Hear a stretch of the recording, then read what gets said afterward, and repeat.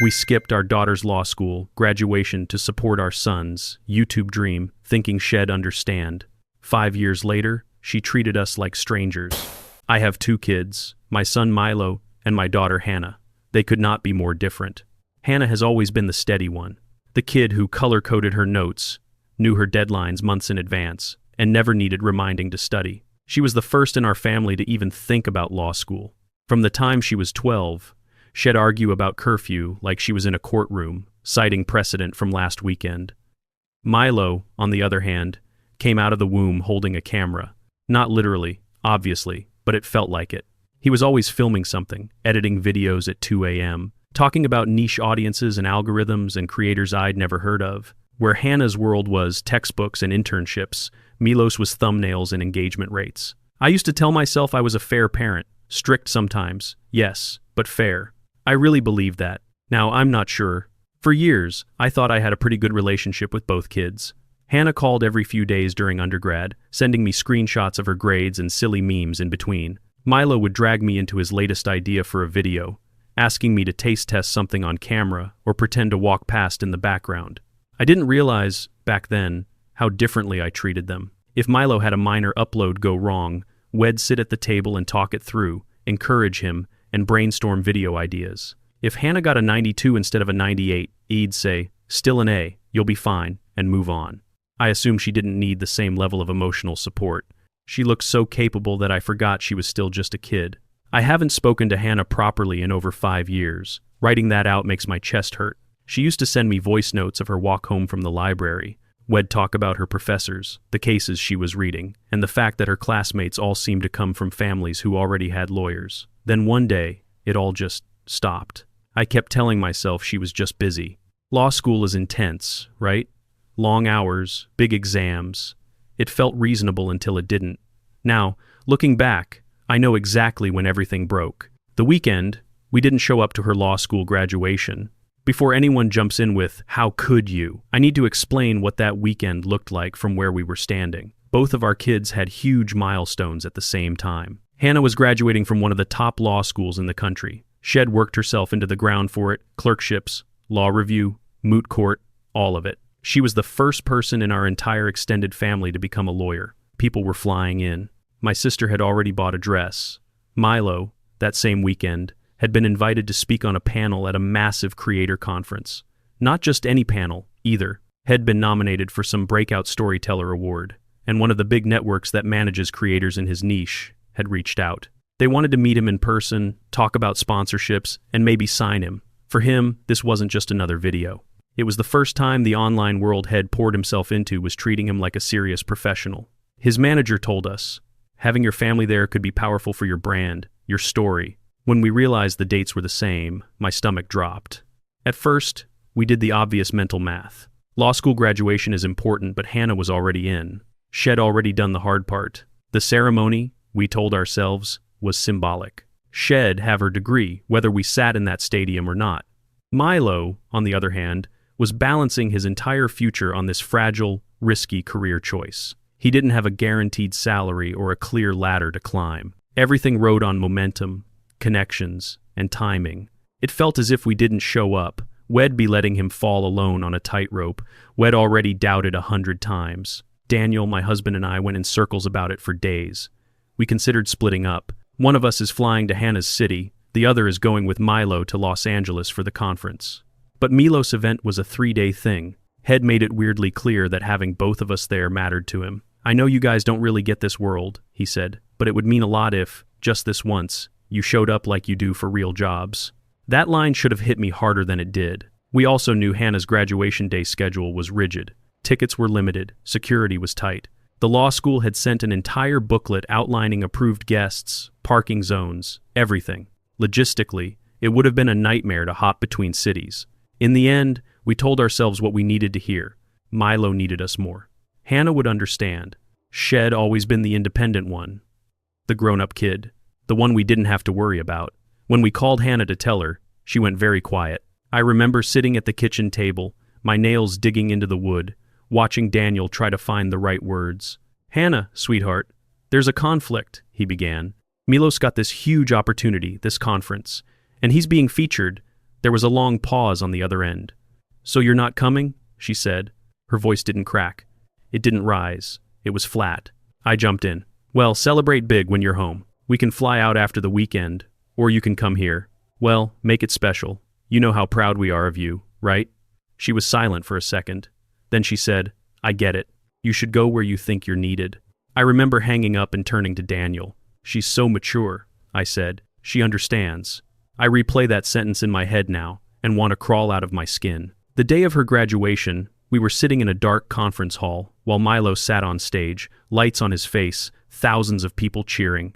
He was incredible, funny, confident, articulate. When they called his name for the award, I actually cried.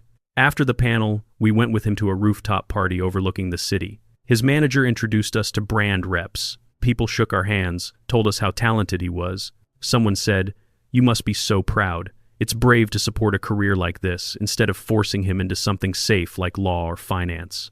I laughed. I felt sick. Later that night, back in the hotel, I texted Hannah a long message. How proud we were. We were thinking of her all day. I asked for a photo from the ceremony. I told her we'd frame it. I attached a picture of Milo holding his glass plaque, grinning, with Daniel and me on either side of him. Her reply came a few minutes later. 3 words. "Thanks for confirming." I stared at my phone, confused. "Confirming what?" I showed Daniel. He shrugged. "She's being dramatic. She'll cool down." Spoiler, she did not cool down. At first, the distance was subtle. Fewer texts, shorter replies. She stopped sending voice notes and switched to one-line messages every few weeks. Then she didn't have time to come home for Christmas because she was clerking and things were crazy at the firm. The year after that, she didn't bother with an excuse. She just didn't come. We sent gifts, cards. I left voicemails saying, "Just checking in, honey. Love you." Sometimes she'd reply with a single thumbs-up emoji a week later. Sometimes nothing. Milo noticed. "Maybe she's just busy, Mom," he said at first. "Law is insane. You know how she is." But even he stopped saying that after a while. Her 30th birthday came and went. We mailed a necklace we thought she'd like. It never got acknowledged. I told myself maybe it got lost in the mail. It was easier than sitting with what it probably meant. 5 years passed. 5 years of us telling ourselves, "Shell, come around." The only reason I'm writing this now is because of what happened at a wedding last year. Hannah had RSVP'd yes. It was my nephew's wedding, my brother's son. The first big family event since everyone scattered into careers and marriages. I'd convinced myself this was our chance. That once she was in the same room as us, she'd soften. That we could hug her, cry a little, say all the things we'd tried to cram into emails. Instead, I learned just how thoroughly we'd been replaced. Update 1. A lot of people in the comments of my original post said something that stuck with me. That Hannah probably didn't make this decision based on one day, but on a lifetime of feeling like second place in her own family. I didn't want to believe that, but after the wedding, it's hard to deny. The ceremony was beautiful. Outdoor garden, fairy lights, the whole thing. I was already a bundle of nerves walking in. I kept scanning the crowd for Hannah, even though I knew she'd be there. I didn't recognize her at first. She was standing near the bar, laughing with a group of cousins. Her hair was shorter than the last time I'd seen her in person, cut into a sharp bob that made her look even more like a lawyer from TV. She was wearing a dark green dress and had her arm around a woman I'd never met. That, I later learned, was her girlfriend, fiancée, actually. The first time our eyes met, my heart stopped. She looked right at me, expression blank, then turned back to her conversation as if I were a stranger standing in line behind her at Starbucks. I told myself she must not have recognized me right away. Time changes people. Anxiety does weird things to memory. But later, when she walked past our table, she gave us a short nod. No smile, no hi mom, just a polite, distant acknowledgement you'd give a coworker. Daniel muttered something like, "She's putting on a show. Don't give her the satisfaction of a scene." But the rest of the night, I could barely focus on anything except where she was in the room. Every time I looked up, there she was, chatting with my nieces, hugging my aunt, taking photos with cousins. People I'd rocked to sleep when they were babies were now clinking glasses with my daughter like they were on some team I'd never been invited to join. After a while, I started noticing the looks. Not from Hannah, her gaze slid past me like I was furniture, but from other family members. Glances, whispers cut short when I came near, awkward smiles that didn't reach their eyes. At one point, I went to the restroom and passed by my brother's table on the way.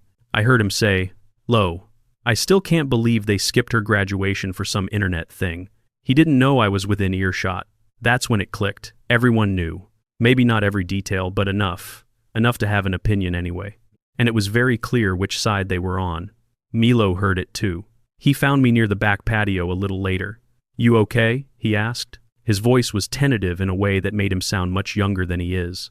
I shrugged it off, said I was just emotional. Halfway through the reception, he tried to talk to her. I watched from across the room as he went up to Hannah near the dessert table. He smiled, said something. She kept her posture stiff, arms crossed. He reached out like he wanted to touch her shoulder, then thought better of it. She said something short, sharp. Whatever it was, it made his face fall. He nodded, stepped back, and walked away. He wouldn't tell me what she said. He just shook his head and muttered, "It's not about me, Mom," then went outside for some air.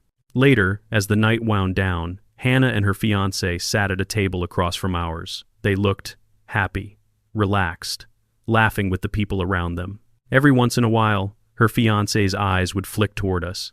There was something like pity there, or maybe annoyance. My sister came over at one point and asked, "Are you all right?" I lied and said I was fine. She hesitated, then said quietly, "She's been through a lot with all of this. Just keep that in mind." That sentence rolled around in my head all the way home. What did all of this mean, exactly? One missed ceremony? Or years of things I'd brushed off as not a big deal? Daniel told me I was overthinking it, that Hannah was punishing us, that we shouldn't feed into it. But that night, for the first time, I let myself ask a scarier question. What if she wasn't trying to punish us at all? What if she was just done? Update 2. It's been a few months since the wedding, and I wish I could say things have changed, but they haven't. If anything, they've just gotten quieter. After the wedding, I threw myself into trying to fix it. I wrote emails, not long, guilt-ridden essays like before, just simple, honest messages.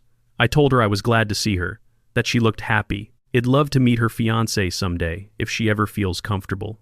No response. I told myself, again, that maybe she needed time and space. I've used that phrase so often now that it feels like a bandage I keep putting on a wound that clearly needs stitches. What finally broke something inside me wasn't the silence, though. It was a conversation with someone I hadn't spoken to in years. One of Hannah's law school friends reached out to me. She'd seen my original post. Apparently someone had shared it in a group chat, though she never said who. Her message was gentle, but direct. She told me that on the day of graduation, Hannah had saved 2 seats for us. She'd written our names on sticky notes and put them on the chairs beside her girlfriend. She kept turning around to look at the entrance every few minutes. "She really thought you were going to surprise her," the friend wrote. She said, "My parents are dramatic. They like to make an entrance." Those 2 sentences wound me. According to her friend, Hannah kept scanning the crowd long after the ceremony started. Even when the dean was speaking. Even when they lined up to walk across the stage. When her name was finally called, she walked across, shook hands, and smiled for the camera. On the outside, she looked like any other proud graduate.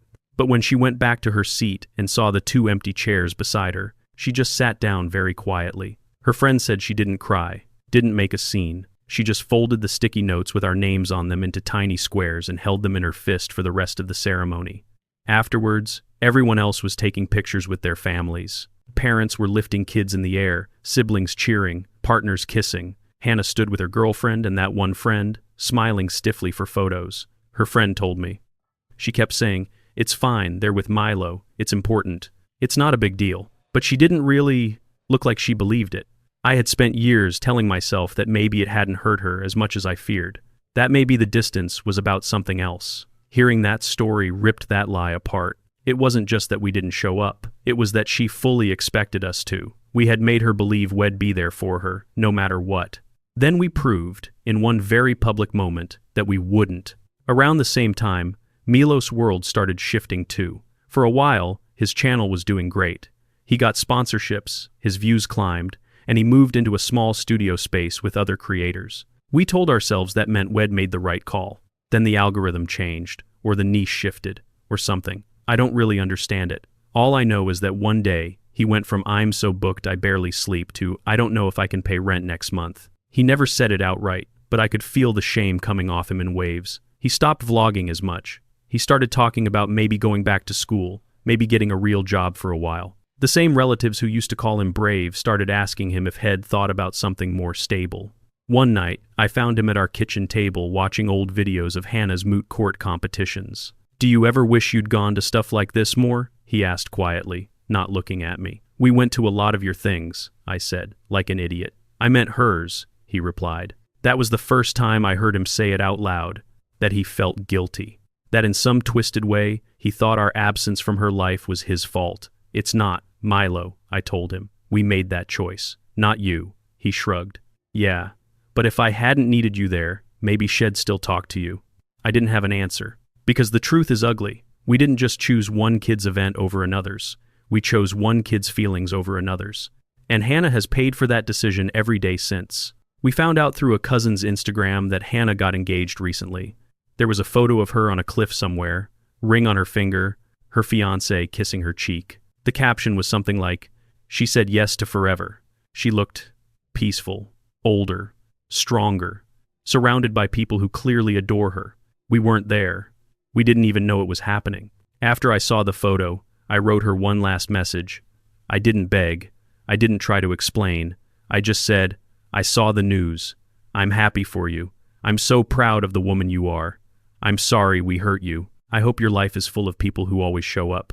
No answer. I've stopped expecting one. I still check my inbox every morning, a stupid reflex I can't seem to break. But I'm starting to understand something I didn't before. You can apologize 1,000 times. If the other person doesn't want to build anything with you anymore, your words just bounce off the wall they've had to put up to survive you. Final update. I didn't think I'd be writing this, but last weekend felt like the end of something, and it doesn't feel right to leave it hanging. We got a wedding invitation in the mail 2 months ago. It didn't come from Hannah. It came from her fiancé's parents. Our names were printed on the envelope in neat calligraphy. Inside, the card was beautiful, simple, elegant, their names intertwined in gold. There was no handwritten note. No, "Hope you can make it." Just the basic details. Date, time, venue. Daniel thought it was a peace offering. "Maybe this is her way of testing the waters," he said, "seeing if we'll show up this time." I wanted to believe that so badly it hurt. We went back and forth a dozen times about whether we should attend. Would our presence make it worse? Would staying away prove every horrible thing she already believed about us? In the end, we decided to go. Not because we thought it would fix everything, but because I couldn't stand the idea of her walking down the aisle and wondering if Wed bothered to show up this time. The venue was a renovated warehouse, filled with plants and soft lights. It looked like something from a magazine. From the moment we walked in, I felt out of place. Everyone seemed to know who we were without really knowing us. People offered polite smiles and short greetings. No one said, "It's so good to finally meet you." It was more like, "Oh, you're here." We were seated toward the back, not with close family, but not quite in the last row either, somewhere limbo-ish. When the music started and Hannah walked in, my throat closed. She was radiant. I don't have another word for it. Calm, grounded, eyes locked on her fiancé waiting at the altar. There was no searching glance toward the crowd to see who'd shown up. She looked like someone who had already decided exactly who mattered in that room. During the vows, she said something that made my heart crack clean in half. She talked about how her fiancé had shown her what home could feel like. Not a place, but the people who choose you every day, even when it's inconvenient. She didn't look at us when she said it. She didn't have to. At the reception, we were placed at a table with a mix of distant relatives and a couple of co-workers of her fiancé. Nice people. Awkward small talk. Hannah and her new wife moved through the room like any other newlyweds, laughing, hugging, taking pictures, dancing. I watched her throw her head back in laughter with her friends and realized I hadn't seen that full, unguarded smile in person since she was a teenager. For most of the night, she didn't come near our table. I can't blame her. Weddings are chaotic, and we are a loaded subject.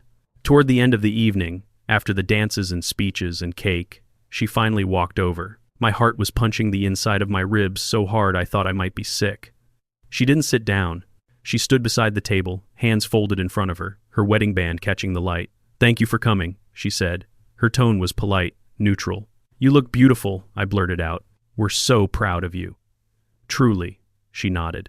"I'm glad you could see this." There was a pause that felt like an hour. I wanted to spill everything, to beg, to tell her I'd spend the rest of my life trying to make it up to her. But I could see in her eyes that this was not a moment for me. This was not my scene to hijack with my guilt. So instead I said, "We wish you both all the happiness in the world." "Thank you," she replied. She turned to Daniel. I hope you're doing well. He murmured something like, "You too, kiddo," his voice breaking on the last word. She gave a small, closed-lipped smile, then walked away. It wasn't cruel.